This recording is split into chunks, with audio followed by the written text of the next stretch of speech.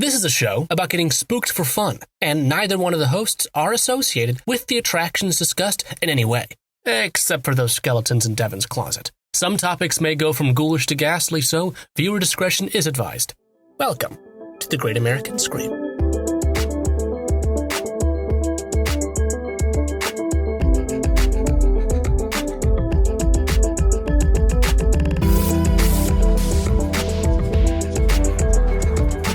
Adam. Yeah? Hello. Hello. I have very important news from Great Scream New York City headquarters in Manhattan. Okay. You're in the auxiliary headquarters upstate, but Yeah. I'm down here in the big city. And I have very important news, which is that I've been up since 4 a.m. and I have not sat down since then. And in fact, I'm not sitting down now. It's a standing podcast. No sitting. Sitting, illegal. Sitting's illegal now because I think if you sit ever, you're going to have 7 years of bad luck. Do people still do the standing desk thing? I think so. I want to get one. I was just telling Ezra, but I don't want to come off like too much of a tech bro on our because that could be gay a horror superstition podcast. depending on what the science is behind this. Well, first, before we speak into superstitions, hello, welcome to the Great American Scream. I'm Devin Wright. My name's Adam O'Connell. Happy Thanksgiving this week. I wrote back to the old grind in the outline. I don't know what that means. Well, back to the old grind. I didn't think that Thanksgiving was the old grind. Please be smart this Thanksgiving. Stay home with people in your house. Eat mashed potatoes. Yes, please. Don't go to big family gatherings. And some cranberry sauce, because that stuff slaps, even if it's straight from the can. Yeah, I would say it's superior when it's straight from the can. I also think that, but there are like some snooty people who like to, Yeah. whatever. But if you didn't guess, this week we are going to be talking about superstitions. Ooh. Because earlier this month, we celebrated my birthday, which was on Friday the 13th this year. And Friday I texted Adam about it very excitedly, as if he didn't know that it was his birthday. I'm pretty sure that I was also born on Friday the 13th. And it's always 13 has always been my lucky number because it is my birthday. And also, since my last name is in the middle of the alphabet on like class rosters and stuff, I was usually number 13. Oh. So it's always been a lucky number for me. However, people are very, very afraid of the number 13, especially when it's associated with Friday. And especially when it's associated with hotel floors. Yeah, and it's had a negative connotation for centuries. So I thought it'd be fun to kind of dive into where some of these famous superstitions come from and what makes humans so superstitious. Let's do it. I would consider myself to be a little bit of a superstitious person, like a little stitious, as they say. I'm usually one to believe more in things that bring you good luck rather than the things to avoid bad luck. So like, I love black cats. I don't mind breaking a mirror, but like whenever I spill salt, I always throw it over my shoulder. Like, yeah, I feel like that's a really good way to describe. Like, I feel like I'm that way too. The positive stuff I'm all about. The only bad stuff I'm about is like theater stuff. Yeah, and we'll talk about theater superstitions too. But so let's define superstition. Let's do it. According to, I think, Wikipedia and Webster's, it's a belief or practice resulting from a belief in magic, luck, or chance, or a false perception of causation. I love how they go in there and they're like, yeah, it could be spirituality, it could be this, or it could just be a false belief. Yeah. That's very powerful. The earliest known use of the noun superstition coming from the Latin superstitio. From the song. Yeah, from the Stevie Wonder song. I coined this term. Anyway. It came from Roman writers Plautus and Ennius, I think, and later by Pliny the Elder, with the meaning the art of divination, which makes sense. Divination, guy. That wacky old son of a gun, Pliny the Elder. It means the art of divination, which makes sense because divination is some practice that is meant to help you tell the future. Yeah. In some way. So in a way, superstitions help you tell the future, just not specifically, just whether or not that future will be lucky. Yeah, and it's definitely to do with luck specifically, at least that kind of divination, like not Harry Potter divination. Right, like not reading tea leaves or etc. And humans didn't just suddenly become superstitious, like at some point in history. Superstition has basically been around since humans started believing in religion and outside forces controlling what you do. So why are we so prone to superstitious thinking? In 2013, psychologist Daniel Kahneman published a book called Thinking Fast and Slow that popularized the theory of our ways of thinking having two main systems. So wait, can I pause you right there and just talk about how it's such a shame to be a psychologist whose last name is Kahneman? Kahneman. It's a real shame. It could be pronounced a different way, but it looks like Kahneman. So yeah. Well, sorry, Danny. Sorry, Danny boy. So our brains, our way of thinking has these two main systems. System one is our immediate gut reaction to the world. That is how we process stimuli when we get it and information when we receive it. It's the part of our brain that makes assumptions, stereotypes, and gut feelings. So superstition tries to find, or system one rather, tries to find cause and effect patterns that make sense of the world, which is something that humans do. We always want to, we don't like to believe things happen for no reason. For example, and this is conspiracy theories as well. This is the example that I'll use to describe all these systems. When I was a kid, for Christmas one year, I got this pair of piano socks that looked like a piano that I loved.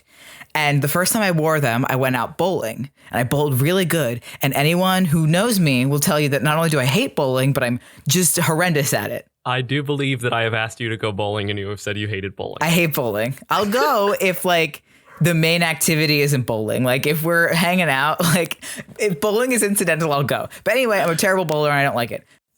But in my mind, I was like, oh my God, I wore these magical piano socks and they made me bowl good. Not? Yeah. So system one then goes on to, it begs us not to tempt fate. This makes our brain come up with the worst possible scenarios for our actions and is very sensitive to irony. So now that I knew that if I didn't wear my magical bowling socks, I wouldn't bowl good. Right. The irony being that pianos have nothing to do with bowling. The irony being that if this happened to me more than once, which it did, my brain went, oh, I just know the second I go out bowling and not wear my magic piano socks, then I won't bowl good. Right. That makes sense. You're kind of a rookie of the year. You had it turns out it was some medical snafu in your foot caused by the weird piano socks. Finally, system one thrives on confirmation bias. So basically, as soon as we're proven right, even if we don't have enough information, that's what system one does. So psychologist Jane Risen writes on superstition, when people think about their superstitious intuitions, they are likely to automatically retrieve examples from memory that support them. Duh. So therefore, when I went out... No, go ahead. Oh, sorry. Confirmation bias is also the idea that you dismiss the negatives. Exactly. That you only bring up the positive things. Yeah. Like you might have bowled 7 times between, all while wearing your piano magic socks, but you would have dismissed those as, oh, those were just flukes. My magic socks will save the day one of these days. Yeah. But so as soon as it happened to me more than once when I bowled good in the magical bowling socks, and especially if I then went out not in the magical bowling socks and didn't bowl good, I got confirmation that they were obviously lucky. Yeah, every single time you said the phrase bowled good, my little annoying is it bowled smart well? Child wanted to say bowled well, but then I remembered that we're on a goof podcast where we're talking about magic piano socks. And I think the phrase bowled good is correct in this. Because I also was thinking, I was like, okay, I got a good score at bowling. That doesn't sound right either. Yeah, no, I think a good score I got in a lot of pins also sounds wrong. Yeah, I had a dad score in bowling. Okay, that's fair. My dad is in the PBA, so that's also why I hate bowling, because everybody else in my family is really good at it, and I'm the black sheep. Your dad was always, come on, Adam. No, they've given up on me is the thing, is that my brother is a really good bowler, so they're hard on him to be really good. They've given up on me, so they don't care how bad I am at bowling anymore. So in a sense, I'm free, but this extends to my cousins and my aunts and uncles and extended family too. Everybody's good at bowling except for me. I have never heard a more on-brand thing for you and what I know of your family. And for people from New Jersey. Some kind of a magic bowling family. And that one day there will be a bowling tournament named the O'Connell-orama, and it'll be headlined by all O'Connells. It's also very on brand. If there were a magical bowling family, they would be from New Jersey, which they are. So and they are, and their names are the O'Connells. Yes. So anyhow, Meanwhile, system 2 is the slower, more rational part of your thinking that goes, socks don't make you better at bowling. And that's all System 2 does, is in every person's brain it says socks don't make you good at bowling. It has nothing to do with psychology. That's just a part of everyone's brain. So, but that's the thing, is that Ryzen argues in her writing that we often willfully ignore System 2, even as rational adults. But why? So, like, the cost of indulging in superstitions is often very low, while the cost of not indulging in them is high. So, like, nothing bad will happen to me if I wear the socks. It's just other than they were ugly, it's just wearing the socks. But if I didn't wear them, then I wouldn't bowl good, and I would be humiliated in front of all my friends and family. Right, of course. So And yeah, if it costs nothing to throw salt over your shoulder, it's no big deal. So you're more likely to do it, especially if the risk of not doing it is high. Yeah, and it also links to the fact that you're making a choice that in your head, like, it's easy to make a small decision or do a small thing, like throw salt over your shoulder or avoid stepping on a crack, and think you're doing something positive for your life even when you're not. Yeah, like, that feel goodness is meaningful. Because humans are always trying to control the uncontrollable, and this is where my socks example kind of falls apart, because bowling is a skill that I had control over improving. However, as a kid, allegedly, to me, it was purely a game of luck. So I still think bowling is still a game of luck in my mind. I've watched that video about the different oil patterns on bowling lanes and all the science. I've watched that video of the guy who goes, "God damn it, right? Number 18, are you kidding me?" about 50 times, and I still think it's a game of chance. Yeah. So as a kid, to me, it makes sense, even though bowling is a skill, technically. Allegedly. Sure. Yeah, allegedly. Keep saying that. And also, many superstitions often have a long-standing tradition or history. If people before you have been doing it for years and there's no cost or risk to indulge in it, there's really no reason for you to stop doing it. And ones that are, like, grounded in some tradition have way more weight. Like you said that the risk is fairly small, but when they're ingrained like that, the risks seem way higher because there's this, like, cultural historical buy-in. The whole saying Macbeth in a theater, the fact that every single director I've ever met in my life believes that thing, to me, the risks are very high. The stakes are very high in that situation. Yeah. But it then again costs nothing or very little for you not to say Macbeth. Right. And the cost of not doing it is the Ned's Declassified episode, and somebody gets hit by a big log or something. Yeah, exactly. I think, what do they do? They're doing Romeo and Juliet in that one, I think. I do remember that. Corbin Blue was in that episode. Good for him. Is a memory that just spanning the Nickelodeon Disney chasm. Good for him. Hello, everyone. Thank you so much for listening to the show. I'm briefly interrupting to remind you that we have a Patreon page at patreon.com/greatscreenpod. There's tons of great perks for every single level, from Q&A live streams to access to Adam's very in-depth, very fascinating outlines, and early access to episodes. So go check it out. Once again, that is patreon.com/greatscreenpod. So people tend to attribute events to supernatural causes under two main circumstances. One, if it is more unlikely than likely. So the more surprising the event, the more likely we are to attribute it to some supernatural cause. So because, like, me throwing a strike was so very low chance, very surprising, we are therefore like, because there has to be some reason I'm suddenly good at bowling, because usually I'm so terrible at it. And my family did, like, or I cannot fathom the possibility that I just got better or threw a lucky throw. Right. And they knew that definitely it was not because of your hard work. Yeah. So therefore it has to be the socks. And the other reason is if it is negative rather than positive. So actually, like, I said that I tend to believe more in positive superstitions, but humans in general are more likely to believe in them if it is about a negative outcome. My bowling example doesn't work here, but a very famous example. So if you know about the curse of the Bambino, so Red Sox fans attribute their failure of the Boston Red Sox to win the World Series for 86 years in a row to the curse of the Bambino, the curse placed on the team for trading Babe Ruth to the New York Yankees. Yeah. However, when they finally won in 2004, their win was attributed to their skill and prowess, not breaking the curse somehow. Right. Even though, to me, as a lifelong Yankees fan, not a passionate one, don't come for me. I like the fact that they purchase victory. I think that's very powerful of them. Yes. And they lost all those things because they were bad, not because of the Curse of the Bambino.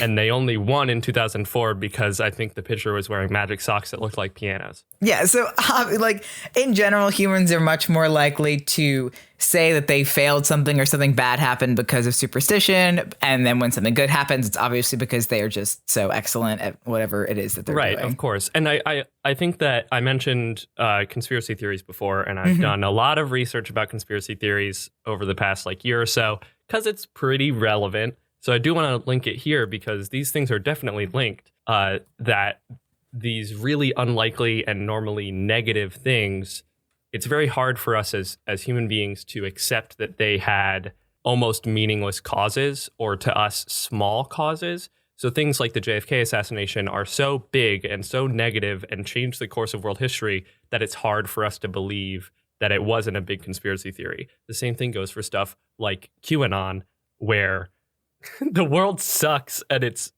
very complicated, and there are big and small and negative and positive causes for all the world's current things going on. But it's actually, for some reason, much simpler for a lot of people to interpret the world as a cabal of Satan-worshipping children eaters, you know? Yeah. Yeah. And we always want to find out a reason for why these things happen. And in all likelihood, a lot of the time, there's just no reason. Or it just happened, man. Yeah. So let's take a look at some famous kind of shared cultural superstitions and where they come from. We'll start with the number 13 and Friday the 13th, since we already talked about it. So this one's mostly a Western thing. Yep, it started when the first movie came out. In 1970. So Friday the 13th, it occurs on the calendar at least once a year. Any month that begins on a Sunday will have a Friday the 13th because math. Whoa. Yeah, and it can appear in the calendar up to 3 times a year. So we're always going to have one Friday the 13th. I think we had 2 this year. I don't know. Triskaidekaphobia is the fear of the number 13, with the belief that it brings bad luck. We don't know exactly, like we can't pin down exactly where it came from, but there are some theories relating to myth and legend. Why'd you make that face when I said Triskaidekaphobia? Because listen, I am a person with at least one phobia that is not medically diagnosed and is not considered diagnosable, which is the tryptophobia, like small holes and stuff. And I understand that it's mostly just my animal brain not liking the holes and it's not an actual phobia. So I understand people and their dislike when other people say your phobia is fake or whatever. But come on, I know we're doing it. Yeah, well, see, when we say phobia, though, it doesn't necessarily, because when we talk about phobia in this kind of like casual sense, it can also be talking about just like anxiety or any negative belief, like can fall under like the phobia umbrella if we're not talking about a medical diagnosis of a phobia.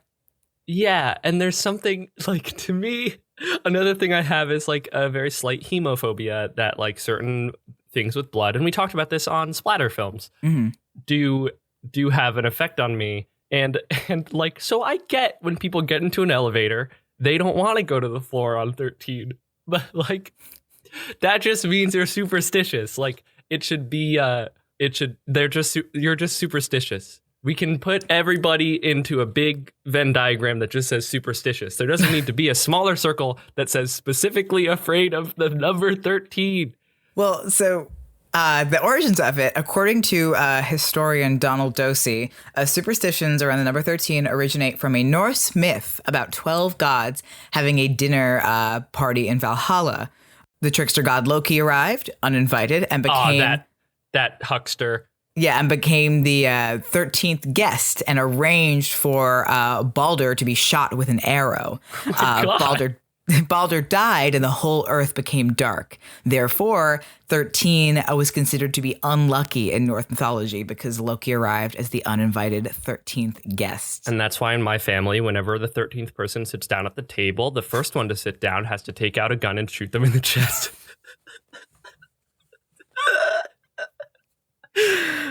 That's not the only theory. It may have also arisen from the Middle Ages, originating from the story. So you're of the telling me last. that Uncle Joe died for nothing? Yeah, I mean, but in a similar way, it's also another dinner table one because it originated from the Last Supper, at which, if you did not grow up Christian, there were 13 attendants at the Last Supper before Judas betrayed Jesus. Yeah, and I call it more like Judas. That's what I call that guy because he's a real stinker.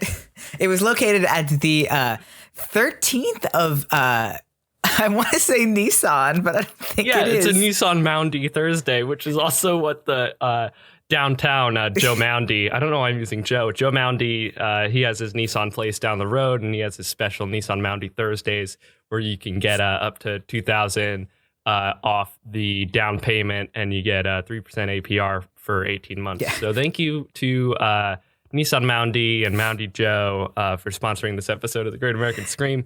It's really great to have her support. It was on Thursday the 13th of Nissan Moundy Thursday. In the Christian calendar, that's the Thursday before Easter, so the day before Good Friday. Apparently, they all have names the days before. We only really start saying them on Good Friday. I think maybe we call it Holy Thursday because we don't want to call it Nissan Moundy Thursday. Well, yeah, because then Moundy Joe would have our ass in copyright court. Yeah. There was also a 1907 novel called Friday the 13th about a stockbroker that takes advantage of the superstitions surrounding the date to create a Wall Street panic. Made it especially superstitious around stockbrokers and people that work in Wall Street, to the point where a lot of stockbrokers don't work on Friday the 13th. If they, I don't know. A lot of them don't work, period. But I was going to say, sure. I don't know what their work schedule looks like. However, in Spanish-speaking countries and in Greek culture, Tuesday the 13th is considered the unlucky day. In Italy, it is Friday the 17th, with 13 actually considered to be a lucky number. In Chinese culture, 4 is the unlucky number, as the Mandarin word for 4 sounds very close to the Mandarin word for death. I actually knew that one. There are some hotels that don't have floor 4 on them. Yep. I do love, and it's something that happens a lot. I think on this podcast, we're just... because we're exploring different cultures, we hear different phrases that we're not used to, but are so close to phrases that we have. Because Friday the 17th is such a funny phrase if you're thinking about it in a spooky way. Yeah. Like, oh, when are you planning on seeing your grandmother? Friday the 17th? Ooh. It just doesn't have the same kick. There has been, like you said, a big social impact of this. Like we said, many high-rise buildings skip floor 13 on elevators, or they'll label it as something else. Many ships and cruise liners also do the same for deck 13. I think I went on a cruise not last summer, the summer before. Wow. The summer before, and that ship did not have a 13th deck. It was called something else. According to a 2015 poll, only 9% of buildings in New York that have 13 or more floors have a 13 call button on elevators. Wow. Only 9%. Okay, so this to me is a bit different than the phobia thing. Like, I get this, right? Like, I understand. I don't it kind of skeeves me out when I have to do certain things that I think are superstitious, especially in New York, and especially working as an actor, where we're all about superstitions because our whole profession is a little bit fake. And but it seems like such an administrative hassle, to skip floor 13. If you're a firefighter and you're going to a burning building and they're on floor 15, and you're like, okay, and you start to push the ladder up to the 15th floor up, and they're like, no, idiot, go one down. And it's this doesn't make any sense. I guess in those circumstances, but it had people I didn't include the studies in here, but people have been shown not to want to rent rooms on the 13th floor or stay at hotels where they're on the 13th floor. Right, but it is the 13th. Math doesn't care. It is the 13th floor, but if you don't call it 13, it doesn't count. But it's still the 13th floor, even though it's called the 14th floor. Math doesn't care. Math is a cruel mistress, and she cares not. According to the Stress Management Center and Phobia Institute in Nashville, North Carolina, an estimated 17 to 21 million people in the United States are affected by a fear of Friday the 13th. Many avoid taking flights, driving, or even leaving their homes on this day. I will say, like, I don't even think of Friday the 13th. It's like usually it's a pretty lucky day for me. I would still be a little skeeved about taking a flight on Friday the 13th, but that's also because I'm afraid of flying. So yeah, that could be why. I'm trying to be the straight man here or whatever the thing, but I don't think I would take a flight on See, 13th. Like a genuine System 2 is at it again. Like, dang you. I love Friday the 13th. It's my favorite days of the year, but I think also because when my fear of flying acts up, I want to make sure that like all of my bases are covered and I'm in a absolutely like best possible case scenario for flying. So I think being on Friday the 13th. You mean in any flying? I thought you were saying that if you were going to fly on Friday the 13th, you would have to make any sure flying that it was circumstance, safe, which I really like because imagining you like kicking the tires and like going and checking and making sure the pilots haven't had anything to drink or whatever. That's just very good. Yeah. So let's also talk about black cats because I think that's another huge one, especially in the United States.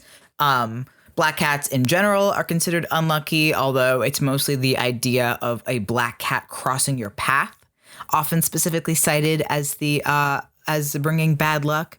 Yeah, I grew up with a black cat, and I never understood. I always thought it was crossing the path. I never, not until I was like a teenager / adult did I know that people just thought black cats as a whole were unlucky. Like, that's wild. That's a whole part of a species that you're just writing off. Yeah.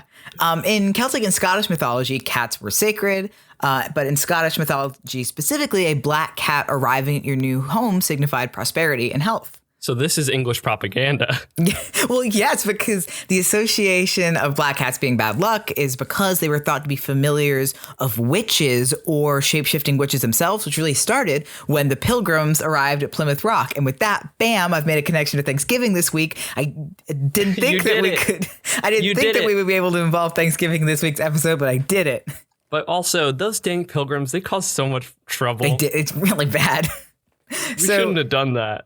When the Pilgrims arrived, they brought with them a devout belief in the Bible and a suspicion of anything that could be associated with Satan. We've all seen The Witch, we know. As they believed black cats to be associated with witches, anyone caught with a black cat in these early settlements was severely punished or even killed. Y'all, there's a lot of, I've been watching a lot of, and again, don't come for me. I've been watching a lot of like bread tube content on YouTube. I know some people don't like them, whatever. But the amount of things in other cultures and even predecessor cultures to Judeo-Christian culture, specifically Christian culture, that have just been stripped of nuance and associated with just Satan is so wild. Like, black cats are there. I'd like to specifically shout out my boy Hades, because that guy was never an antagonist in Greek mythology. It was always Poseidon, because he's a crap dude. And it's so weird to go back and realize how much stuff was just normal stuff. And because of Satan, it all turned dang sour. Yeah.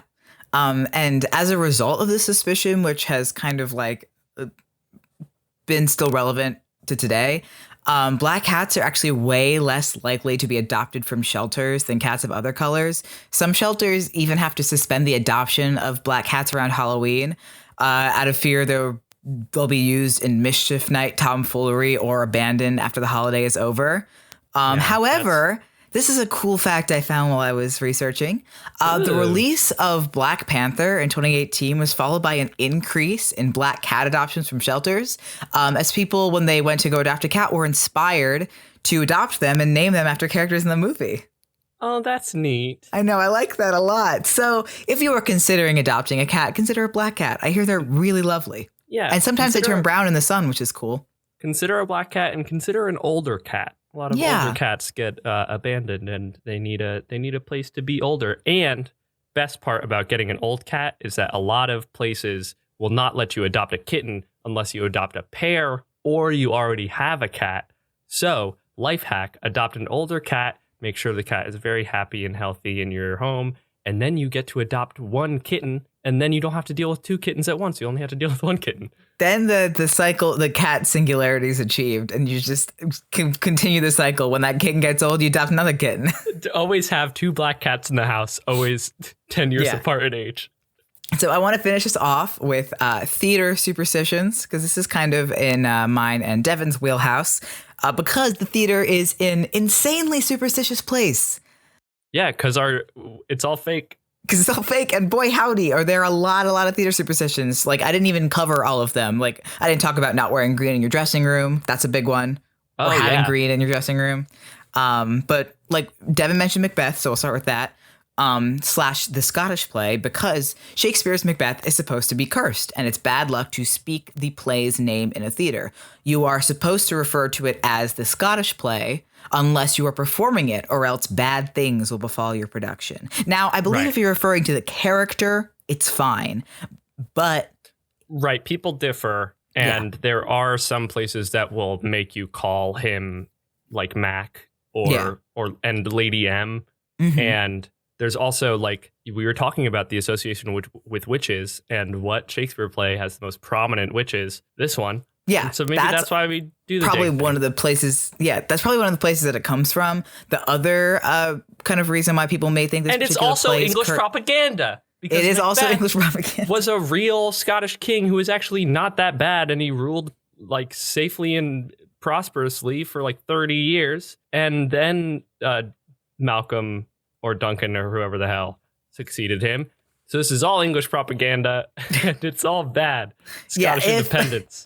If it's not the witches thing, another thing that reason people might think this play is cursed is because this play has a lot of onstage violence and fighting and stage combat, and probably a bigger likelihood for injury when you're performing it. And so a very bad fight director 200 years ago, somebody got killed in a production, and he was like, it's a curse. Yeah, exactly. This is probably just one dude who was not a certified fight director, and to go, oh no, it's the play. If you do say Macbeth in a theater, you often have to complete a ritual to remove its curse. Yeah, what was yours? Well, it varies regionally. Mine, I think, was pretty close to this. Most of them was some variation of going outside, spinning around, spitting, cursing, and then knocking on the door to come back in. I think that's basically what mine was. I think you would just scream at one point instead of curse. I don't remember, but that's kind of what ours was. Turn around 3 times and spit. Yeah, spitting is usually involved. Did we have anything specific at the Renaissance Fair? Because that whole dang place is a theater, so how? I don't know. And we said Macbeth all the time there. Yeah, we did. I think we were okay. I think that's why you have to be in the theater building. Right. And the Renaissance Fair is in a building. It's an experience. It's an outdoor interactive experience. Now, another very popular theater superstition is wishing a performer break a leg instead of good luck. So it is considered bad luck to wish a performer good luck before a performance. You must instead say break a leg.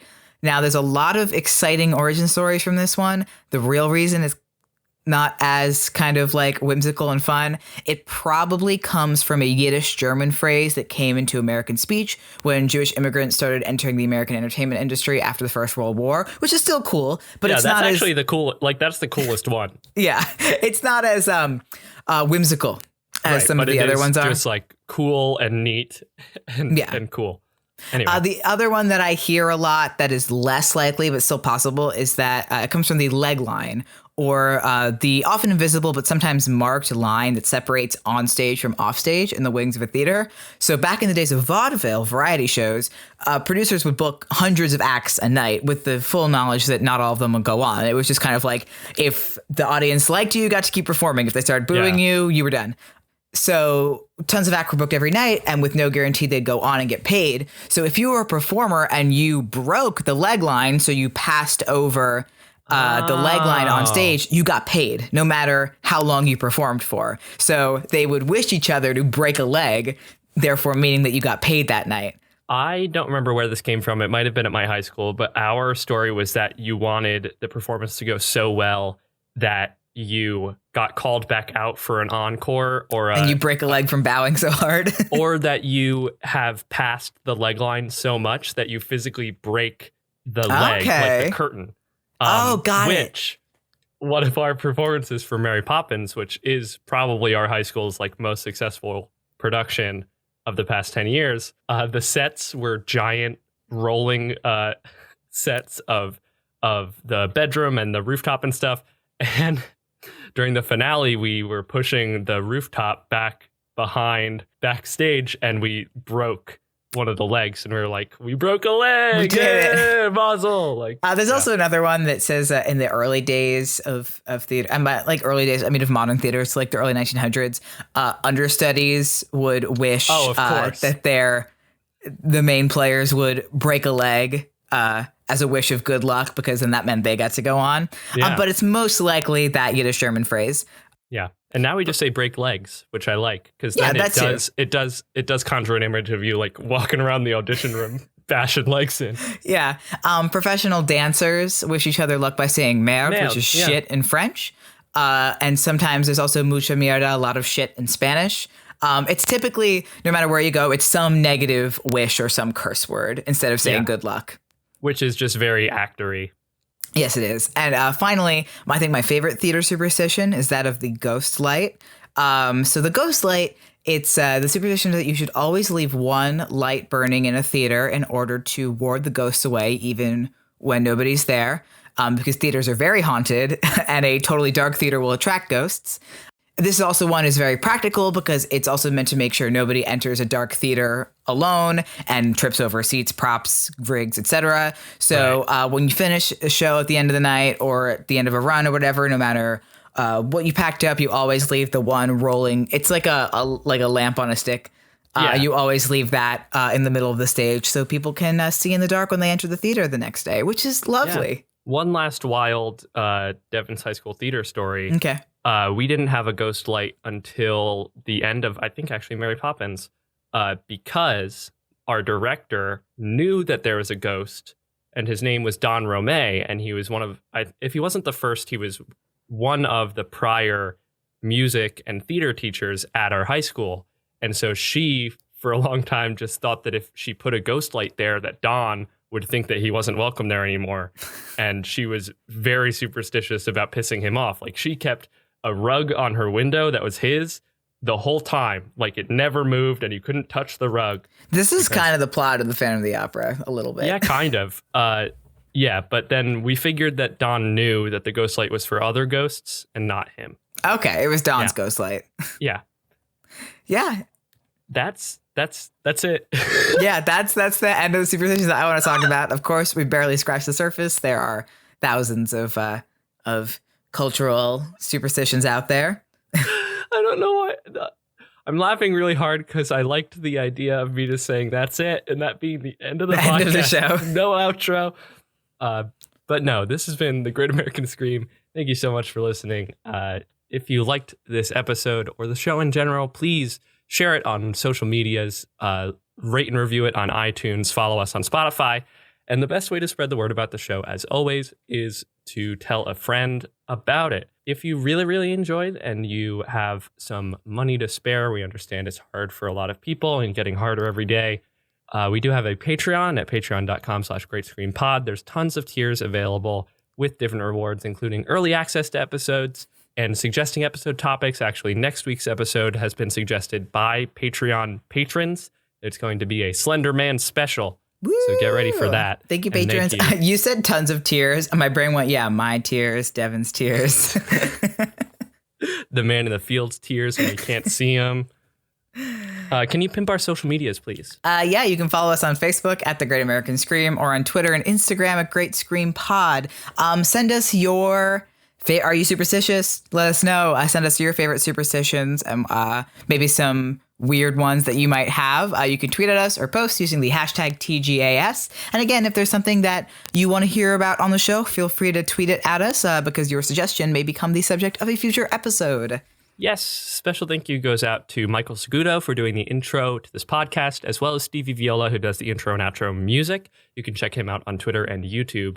Also, a thank you goes out to our wonderful patrons. So thank you to Eric, Casper, Bree, Gail, Joyce, Brucker, Melinda, and Chris.